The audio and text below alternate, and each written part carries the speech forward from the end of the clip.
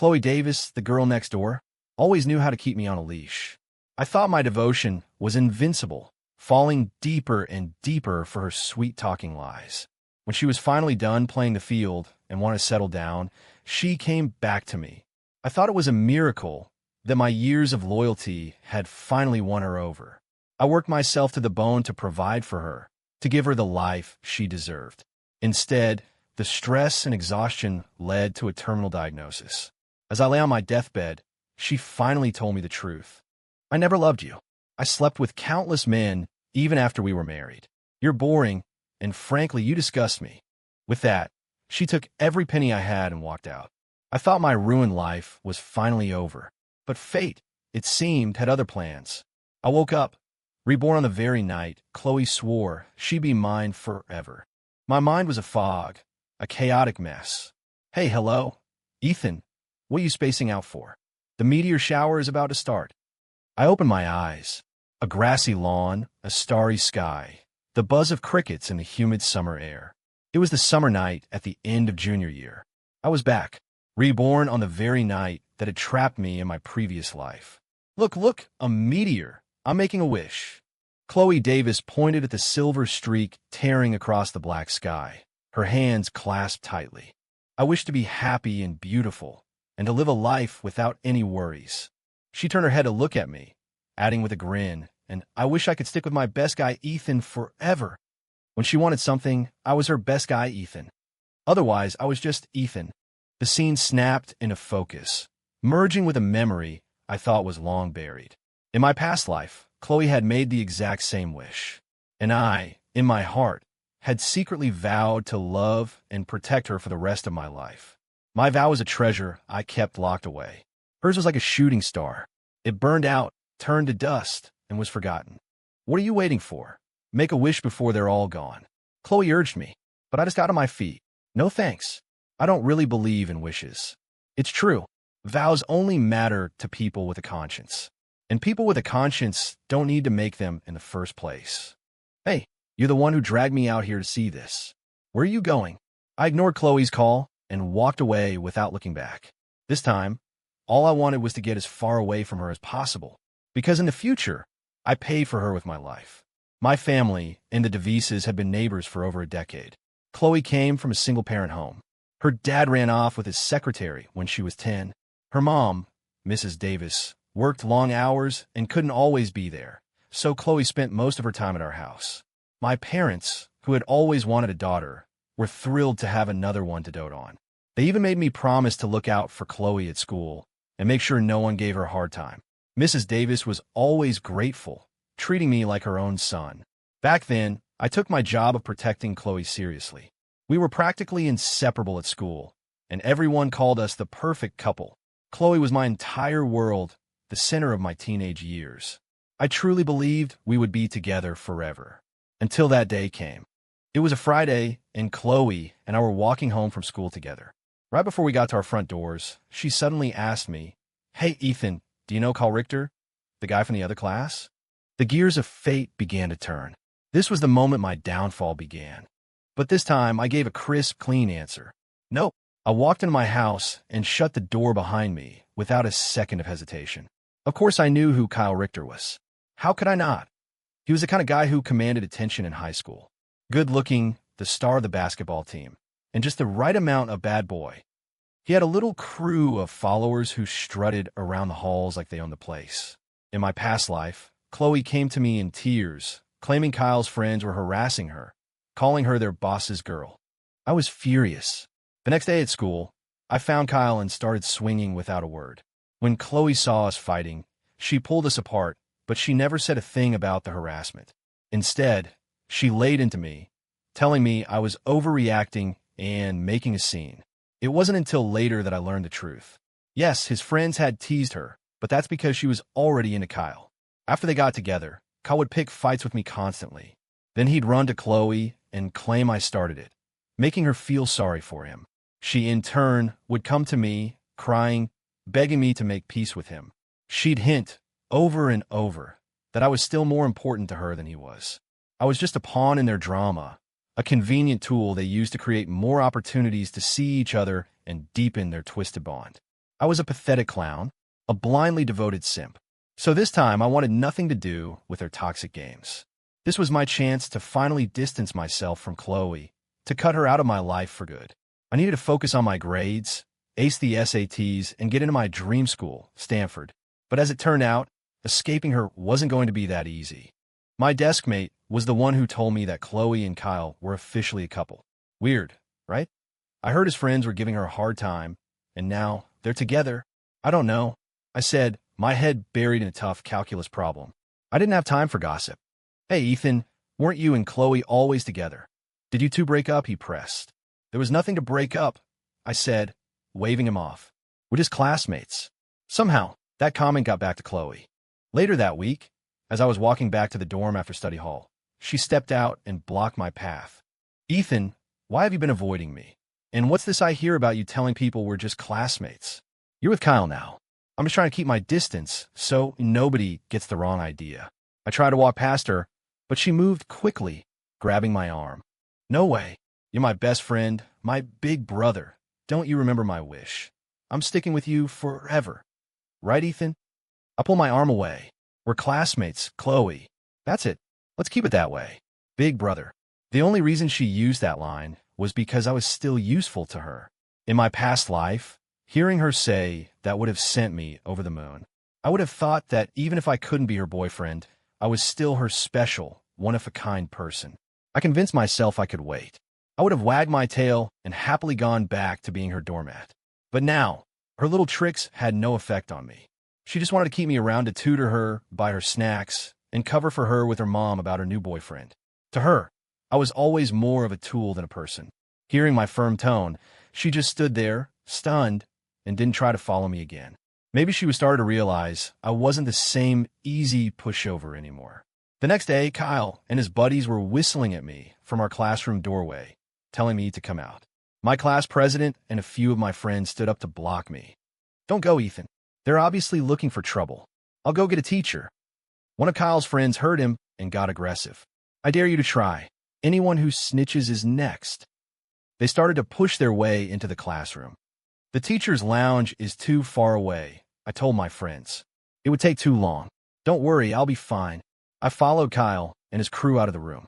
As I left, I saw Chloe talking to Kyle.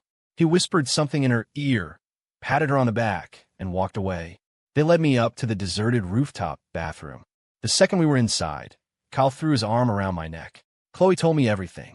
Said you were giving her a hard time. You got a death wish, Miller, messing with my girl. He sneered. You're just a pathetic little puppy dog. You think if you wag your tail a few times, Chloe's going to throw you a bone. Listen up. Drop the act. Get on your knees and bark a couple of times. Puppy, and maybe I'll let you off easy.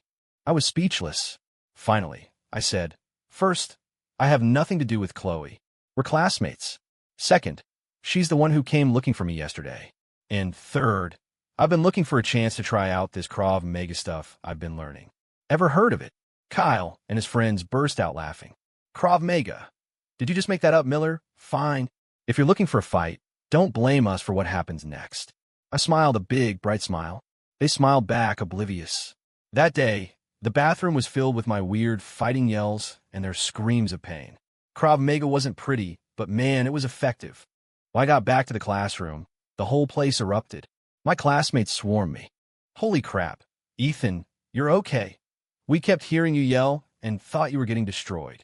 What are you talking about? Kyle and his guys were way louder. I think the whole building heard them screaming. Ethan, that was awesome. What style of fighting was that? You have to teach me. Everyone was talking at once until the class president came back with our homeroom teacher. On the way to his office, my teacher chuckled. I heard what happened from the class president. Not bad, kid. Didn't know you had it in you. He clapped me on the shoulder. Don't worry. Those kids are already on the vice principal's radar. You're not going to get in any trouble for this. I already knew that. As one of the top students in the class, I knew I'd get some preferential treatment, especially since my grades had been improving lately. And I was right. Since Kyle and his crew started the fight, they were the ones who got detention. My teacher made sure to mention my academic standing, which earned them an extra week of suspension. That was the real privilege in high school, 1,000 times more powerful than being some wannabe gangster or flaunting your parents' money. Before he left to go home for his suspension, Kyle showed up at our classroom again and called Chloe out into the hall. Even though we couldn't hear them through the window, their little drama drew everyone's attention. First, they were holding hands while they talked. Then, Chloe gently touched the bruises on Kyle's face. Things got emotional, and they started kissing right there in the hallway. It was like watching a live soap opera. My desk mate poked me with his pen. Look at them. So shameless. You'd think they were the victims here. He shook his head. Man, Ethan, your taste used to be terrible. I can't believe you were so close with someone like that. I gave a wry smile. You're right. I guess I was blind back then. I thought that would be the end of it, that I could finally get some peace. But of course, Chloe came looking for me again. She sat down at the desk in front of mine and just stared at me.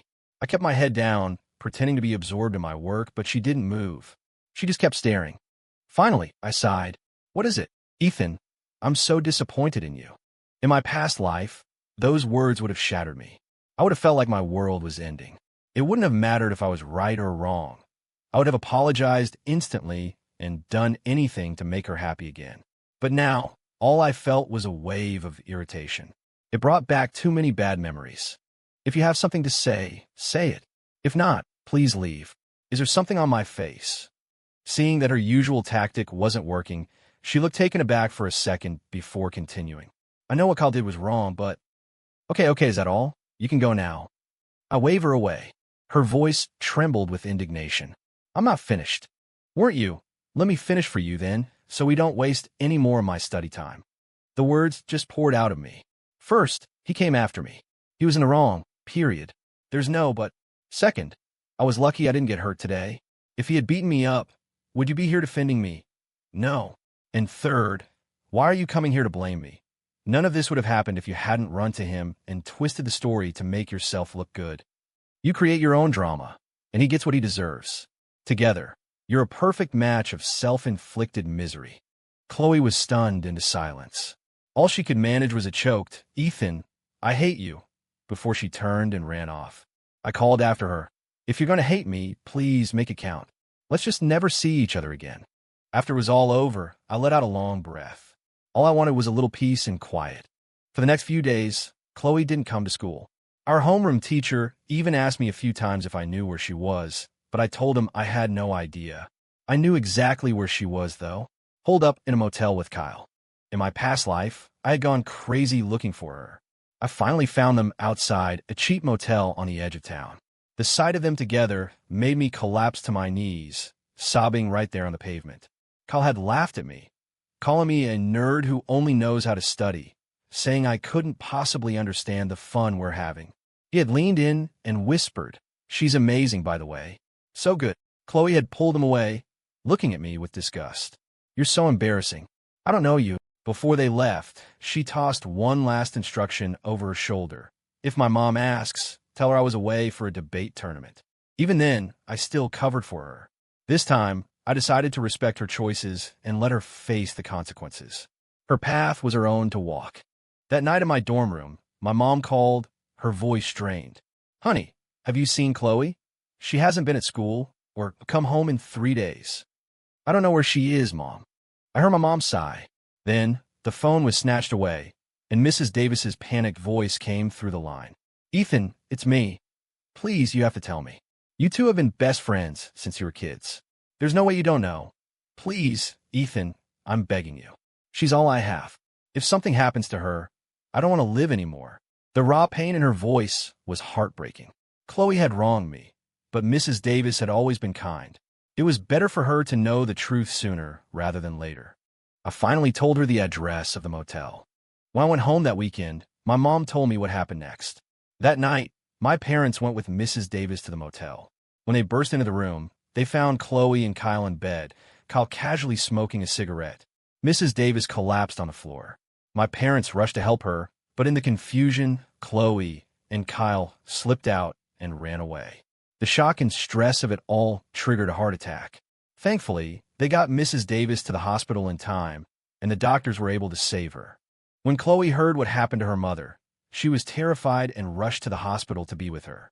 As for Kyle, the coward had disappeared. No one had seen him in days. "I just don't understand what happened to Chloe," my mom said, shaking her head. I used to dream that you two would. Mom, let's just leave the past in the past. Besides, I never really liked her that way. Okay, good. Your dad and I were so worried you'd be heartbroken. My mom added, Mrs. Davis wants to see you, to thank you in person. And I think she's hoping you'll keep an eye on Chloe. We're not going to tell you what to do, honey.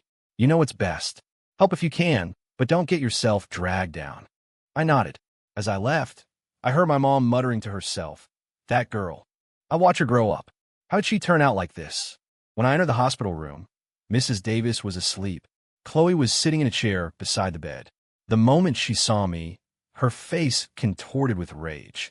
She opened her mouth to yell, but I quickly put a finger to my lips, pointed at her sleeping mother, and motioned for us to talk outside. We went downstairs, and as soon as we were out the door, she let loose.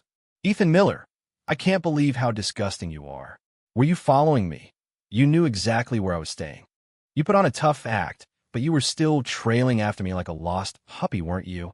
You want to know what Kyle and I did? We did everything. Everything. And it was amazing. I love Kyle. I give him anything. But you, I have never, ever had feelings for you. Not even for a second. I just looked at her calmly. She stared back, her eyes full of defiance, practically daring me. Go on, say you can't handle it. Break down and cry. Beg me to take you back. The longer I stayed silent, the more agitated she became. Just as she looked about to explode, I spoke slowly.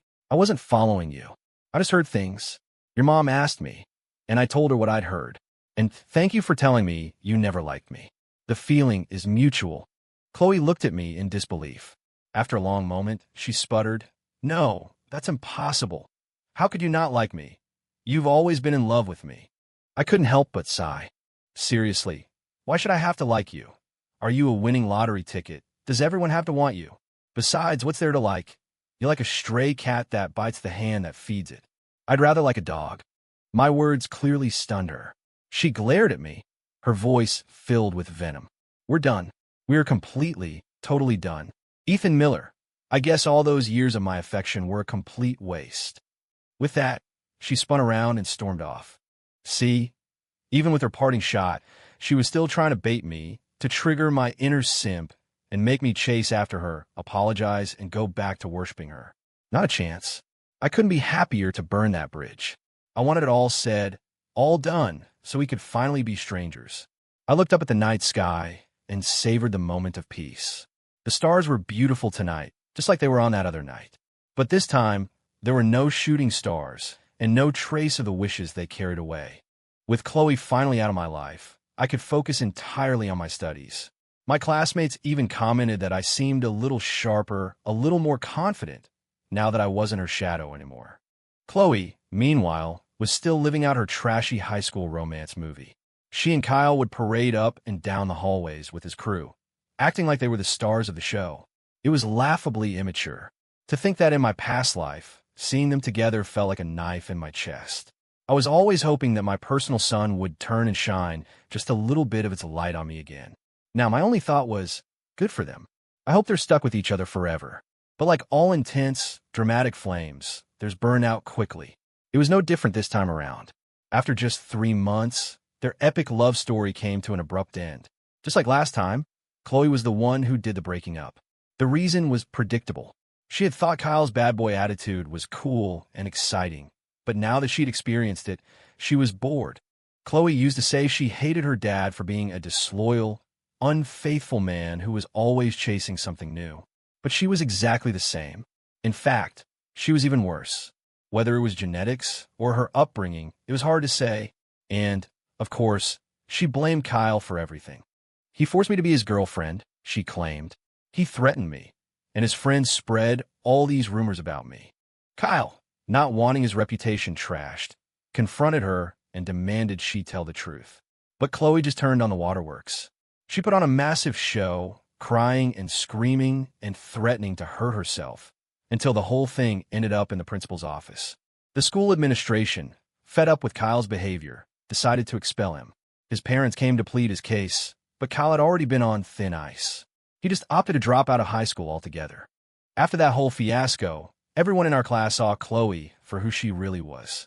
No one wanted anything to do with her, afraid they'd be the next target of her lies and accusations. As for me, I did my best to stay invisible, to not draw her attention in any way. But trouble has a way of finding you. One day, Chloe walked up to my desk holding a bag of my favorite potato chips. "Hey, Ethan, want some chips? What you working on? Wow, you can solve a problem that hard. You should tutor me. I want to start taking my studies seriously." "Ethan, I remember you used to talk about wanting to go to Stanford. We should work hard together and both get in."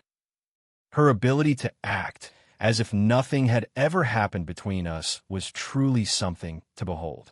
When I didn't respond, she added, "Kyle and I broke up. We're completely over. He was the one who threatened me, forced me to be his girlfriend, and his friends." As she spoke, tears started to stream down her face. I couldn't take it anymore. Other students were starting to stare. I cut her off. "Not happening. First, I'm not going to the same school as you. Second, I'm not tutoring you." Just thinking about it made the old pain rise up in me. My grades had been good enough to give me a real shot at Stanford.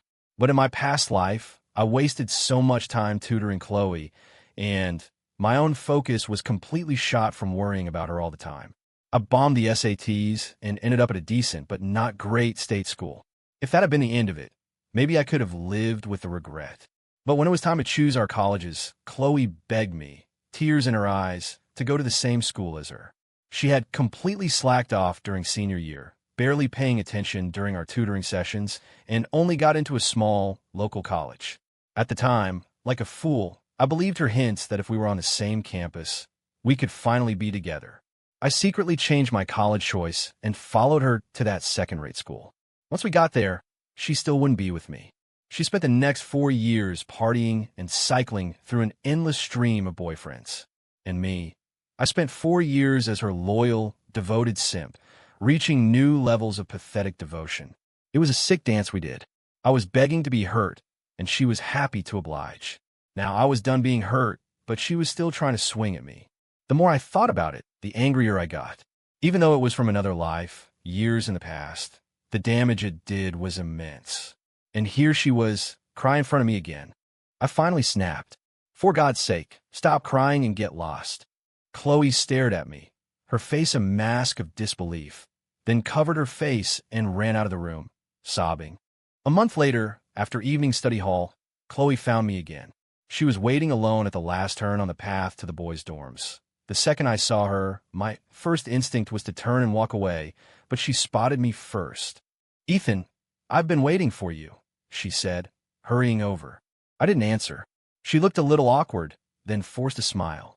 "I've been thinking a lot, and I feel like I owe you an apology. I was too emotional last time. I shouldn't have gotten angry with you. I'm sorry.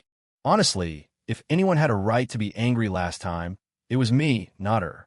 It only took me a second to figure out what she was doing. When she had Kyle, she didn't care if I was angry. Now, she'd broken up with him and was an outcast in our class. I was the only person left she could possibly win back. Or rather, the only person left who still had some use to her. "You don't have to apologize," I said, shaking my head. "Just get some rest." "Ethan, what did I do wrong? Just tell me, and I'll change." "I promise," she said, timidly grabbing my sleeve. I pulled my arm away. "You didn't do anything wrong. You're not the one who was wrong. I was wrong to give so much of myself that you thought things could just go back to the way they were.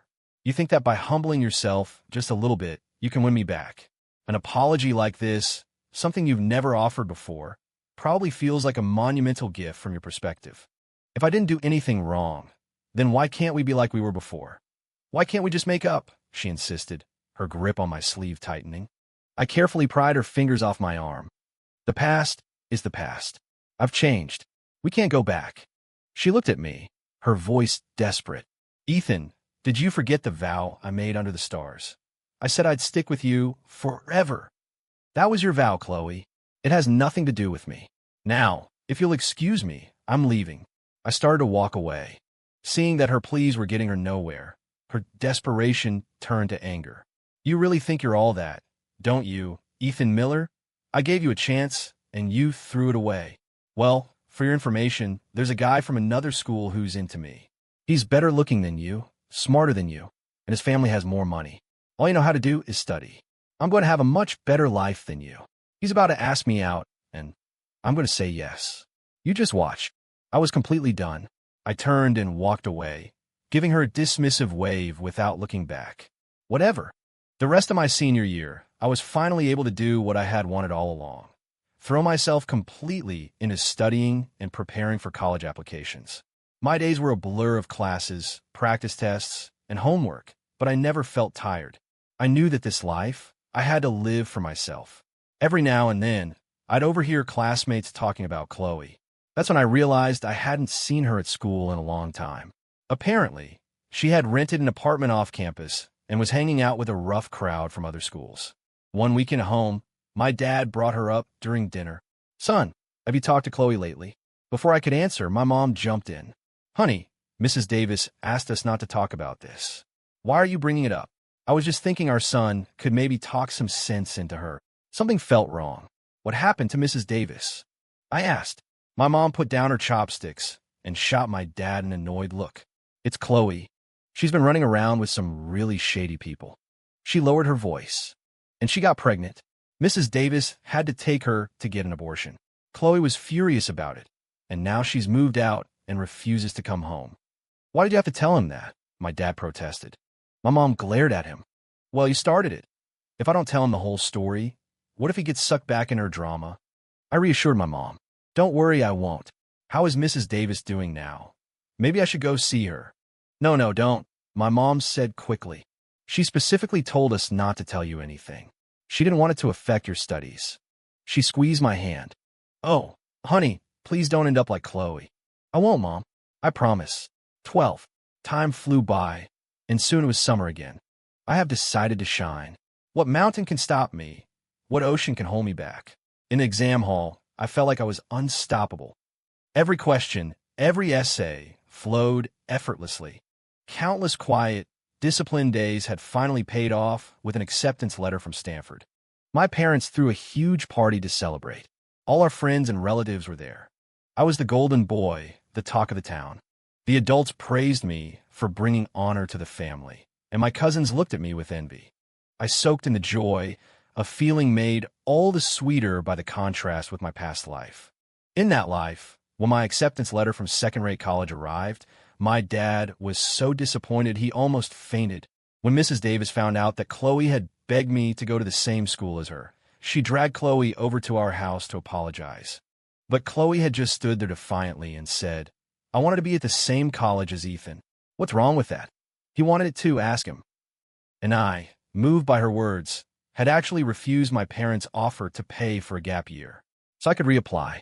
I was so convinced that Chloe was my one true light, and I had to be wherever she was. But now I knew the truth. I was my own light. Only I could illuminate my own path. When I made my way over to Mrs. Davis's table, she looked a little uneasy. "Ethan, congratulations on getting into your dream school. I am so happy for you. And thank you for still caring about Chloe. That girl is just so." She trailed off, then looked at Chloe, who was just staring at her phone. She nudged her. "Chloe, pick up your soda. Ethan's here. You're going to repeat your senior year. You should get some advice from him." Chloe didn't even look up from her phone. She carelessly lifted her glass, tapped it against mine, and said flatly, "Congrats. Hope you enjoy studying for the rest of your life. And I'm not repeating the year." Mrs. Davis gave me an apologetic smile. I didn't mind.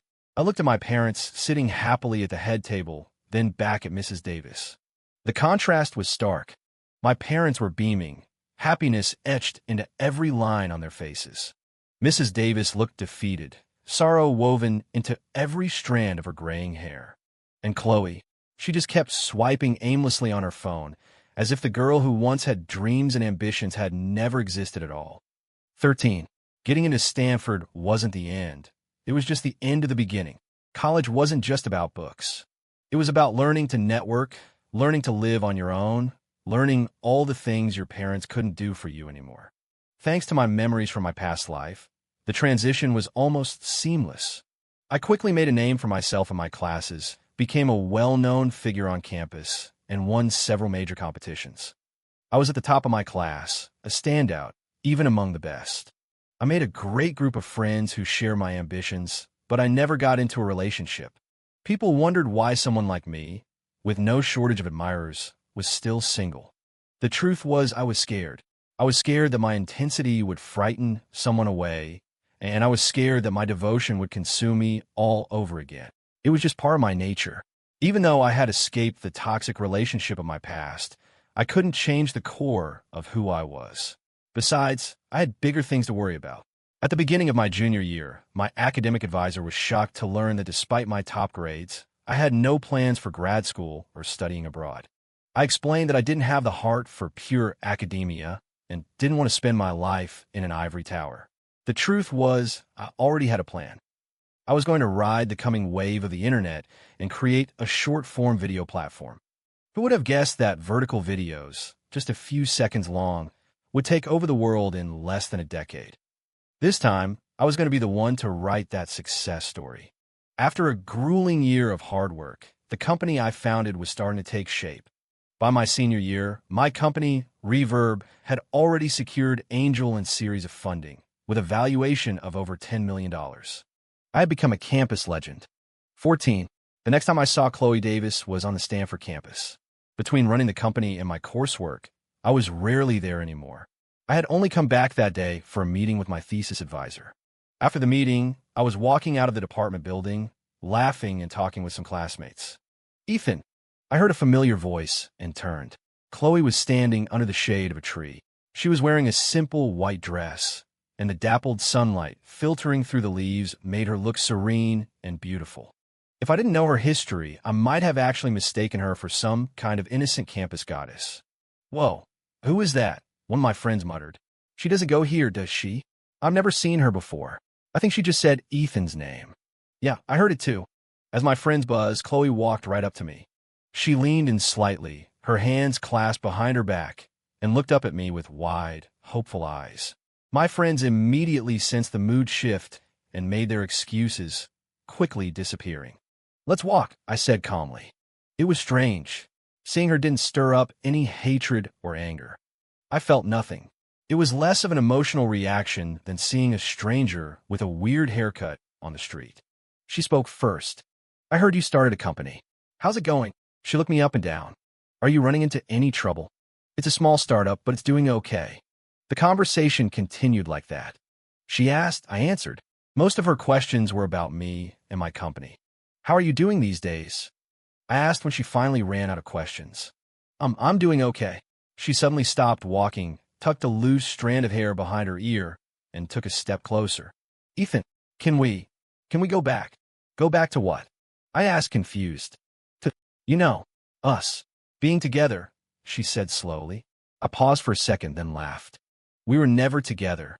That's why I'm saying now we could." "No."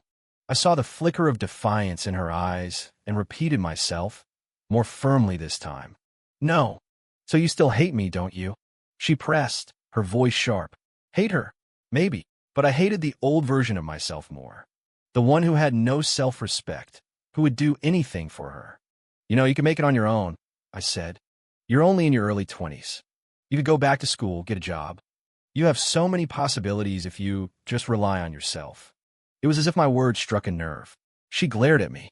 "You're still the same disgusting person you've always been, Ethan Miller." I had to laugh at myself. For a second there, I actually thought I could help her see the light. I should have known better. She hadn't changed at all. 15. 3 days later, a friend sent me a link to a Reddit post. It was a long, detailed story accusing me of all sorts of things. It claimed I'd had a secret girlfriend all through college while pretending to be single to manipulate other people. It said I was a user, and now that my company was successful, I was planning to dump her. The post even asserted with absolute certainty that my entire goal was to marry into a wealthy family, to be a trophy husband, and that my company was just a stepping stone to get there. Because the post included so many specific, accurate details from my high school days, a lot of people believed it. Given my status as a campus celebrity and the buzz around my company becoming the next big thing, the story didn't just cause a stir at Stanford. It went viral online. The comments section was a cesspool of accusations. I knew it. This guy always looked too good to be true. Turns out he's just another scumbag. Marry into a rich family. More like a frog trying to eat a swan. Stay in your lane, dude. I go to school with Ethan Miller. He's a total bully, but the school covers it up because he donates money. OMG, added my story. He dumped me because he said I was too fat. The good news is I lost 15 pounds. Check out my profile for tips. Shocking. Video of Ethan Miller in a fight. We'll delete soon. Ick if this is true, but the thought of a stranger being treated this way makes my blood boil. Screw you, Miller. BUMP. We can't let this die. Cancel Ethan Miller. The smear campaign was so amateurish, it was almost funny. I forwarded the post to my company's cybersecurity team and asked them to trace the source. It didn't take long. As I suspected, it was Chloe. A classic case of sour grapes. A grin spread across my face. Chloe had used me so many times over the years. It was only fair I return the favor, just this once. She wouldn't mind, right? I immediately called an emergency meeting with my senior leadership. To their credit, not a single one of them doubted me. The company's legal team immediately suggested we issue a public denial and file a defamation lawsuit. I held up a hand to stop them. Why would we do that? This is a gift. Don't you guys want free money? Seeing their confused faces, I explained. What does a platform like Reverb need more than anything? Traffic, hype, buzz. Someone just handed it to us on a silver platter. We'd be fools not to take it. I then gathered a group of our content creators and gave them a live tutorial. How to turn the Reddit post into a viral video. We copied the original post, highlighted the most inflammatory comments, and set it all to a dramatic, shocking soundtrack. It took less than 10 minutes. Go crazy, I told them. Try different styles, different music. The more creative you are, the better. The videos with the most likes and shares get a bonus. At first, they were hesitant. This was, after all, slander targeting their own boss. But with a little encouragement from me and seeing me create a few videos myself, they finally let loose. The moment those videos hit our platform, they exploded. People were used to reading their gossip as dry text with a few photos. But this was different. The combination of video and music was addictive. It captivated users and created a massive spectacle. It wasn't just people talking about the drama. People started creating their own drama using our platform. A week later, the controversy was hotter than ever, and it had brought a flood of new creators and users to Reverb. The company's valuation, far from taking a hit, was soaring. The comment sections, of course, painted me as public enemy number one. A few scattered comments questioning whether I was using the scandal to promote my own platform were quickly drowned out by the tsunami of hate. I decided the time was right. I called in my legal team. They presented me with all the evidence they had collected. I told them to give Chloe two options. One, we sue her for millions in damages. Our legal team would bury her in litigation for years. Two, she posts an exclusive, anonymous apology on Reverb, detailing her lies. I knew which one she'd choose. 2 days later, an anonymous apology video appeared on our platform. In it, the original poster clearly explained how and why they had fabricated the entire story, completely debunking the original post. The next day, my company released an official statement, clarifying the situation and announcing that we would not be pressing charges against the anonymous slanderer. The story reached a fever pitch. Our app downloads skyrocketed, hitting number one on charts. Overnight, my public image was completely rehabilitated. I was praised for my grace and magnanimity. The phones at our office were ringing off the hook with job applications and investment offers. I just sat back and watched it all unfold with a smile. I had to admit, for the first time in my life, I was genuinely grateful to Chloe Davis. 5 years passed in a flash. My company had grown beyond my wildest dreams. Reverb dominated the short-form video market, and we had expanded into finance, biotech, and pharmaceuticals. The foundations of a business empire were being laid. Beyond my professional success, my personal life had also flourished. Last year, I married the love of my life, Anna Chun. Our story began back in college. In my junior year, when I decided to start my company, I held a recruitment event on campus to find my founding team. I got up on stage and passionately described my vision for the future of social media. The students in the audience were captivated. Many of them, including Anna, decided to join me. The dream was grand, but reality was harsh. I had the advantage of my past life's knowledge. I knew short-form video would be a goldmine.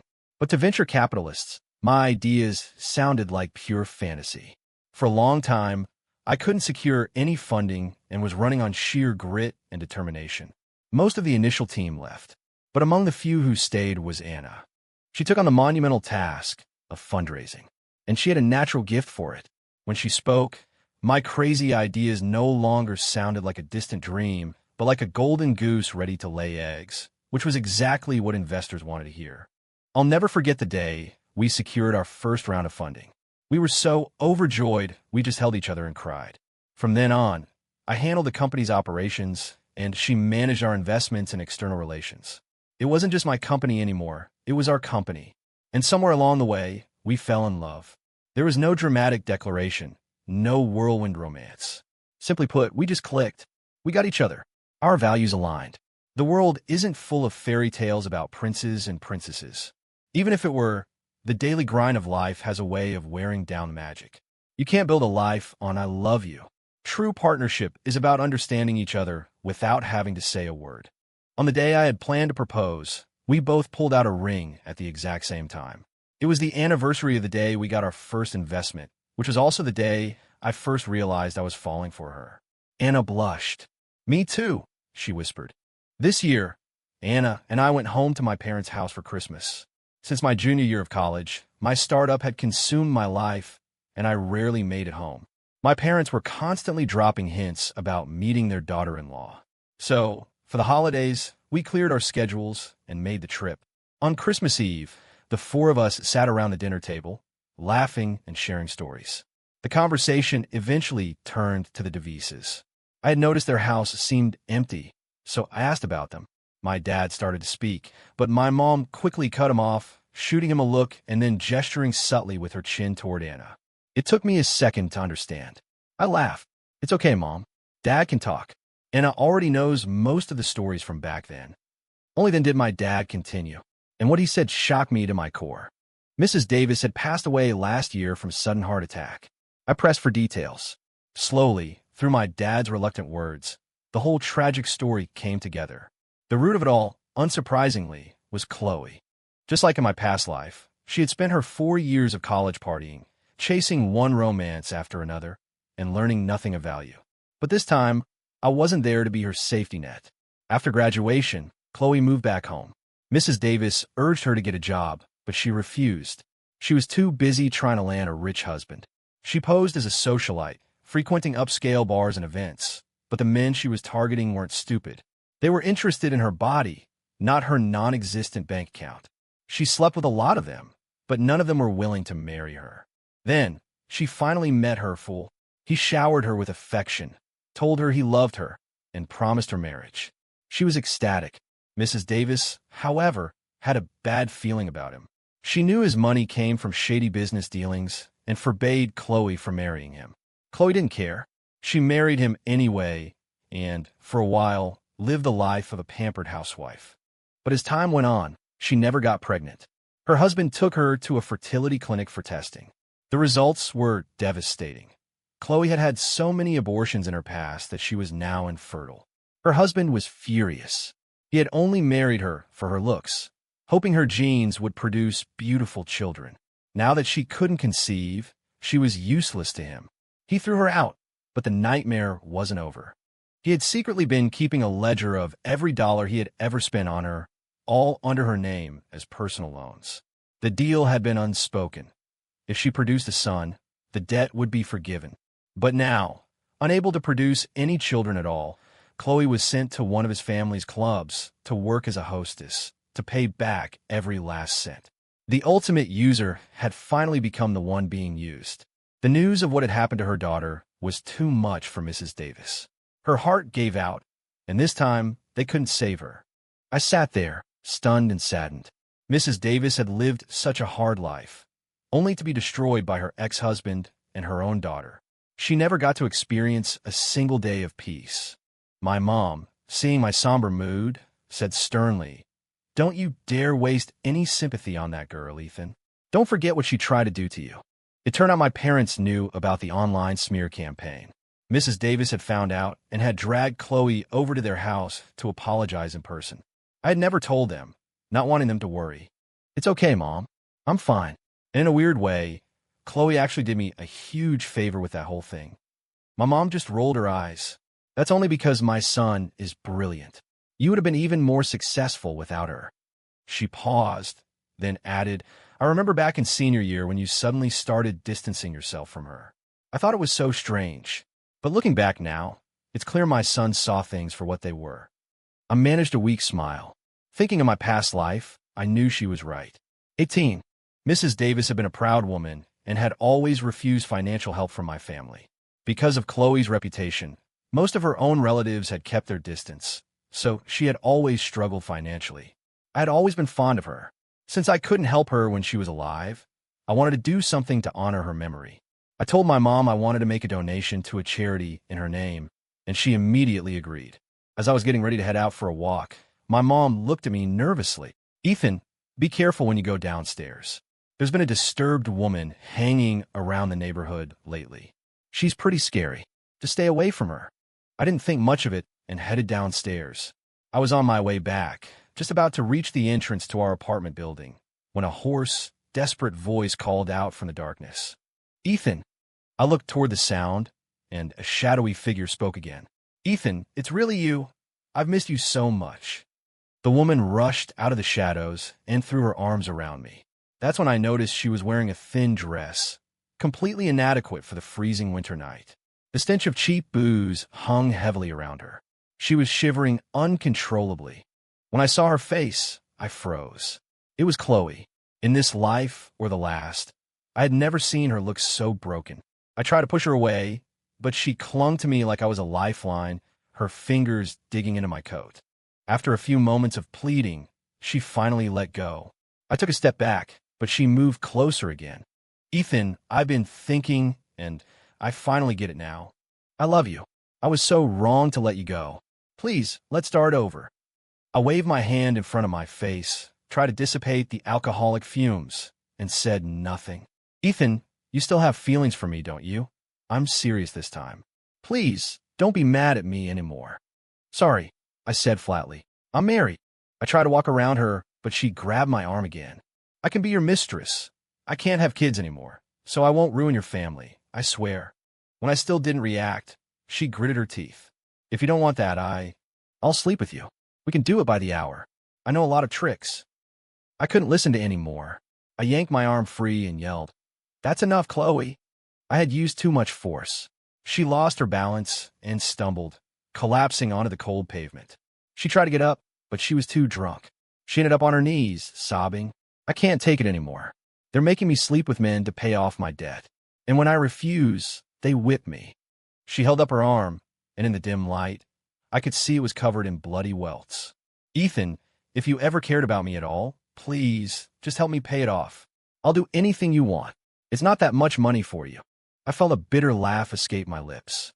"Chloe, you still don't get it, do you? You brought this all on yourself. And as far as I'm concerned, there's nothing between us. If there is, it's hate." The last spark of hope in Chloe's eyes died. She slumped to the ground, muttering to herself. "Ethan, I had a dream a few days ago. In the dream, you and I was about to leave, but when I heard her mention a dream about our past, a morbid curiosity made me stay and listen. She was right. In that other life, I had gotten what I wanted. When she finally agreed to be with me, I thought it was a gift from heaven. I didn't know it was just her last resort, that I was just a man who could provide for her financially. I worked myself to death to give her a better life. But she never loved me, not for a single second. She cheated on me constantly. When my body finally gave out from the years of overwork, she stood by my hospital bed and told me, "I never loved you, Ethan. You are the most boring, disgusting man I've ever known. Every single moment with you is torture. I'm glad you're dying. It's a relief for both of us. And thanks for the money you're leaving behind. I'll consider it compensation for my suffering." Then she took everything I had and left. In Chloe's telling of the dream, the story was mostly the same, but the ending was a fairy tale where we lived happily ever after. Even now, at her absolute lowest, she was still trying to manipulate me, to appeal to one last shred of pity. I knelt, bringing my face close to her ear. "I had the same dream, Chloe, but my version had a slightly different ending. At the end of my story, I died, and you took all my money and walked away. You never loved me. You just used my love for you." I saw her body go rigid. She stammered, "You? How? How could you know?" After a long silence, she started chanting over and over, "It's not real, it was just a dream. It's not real, just a dream, just a dream." I shook my head and stood up. She struggled to her feet. This time, she didn't come near me. She just turned and stumbled away, disappearing into the darkness. After that night, I never heard from her again.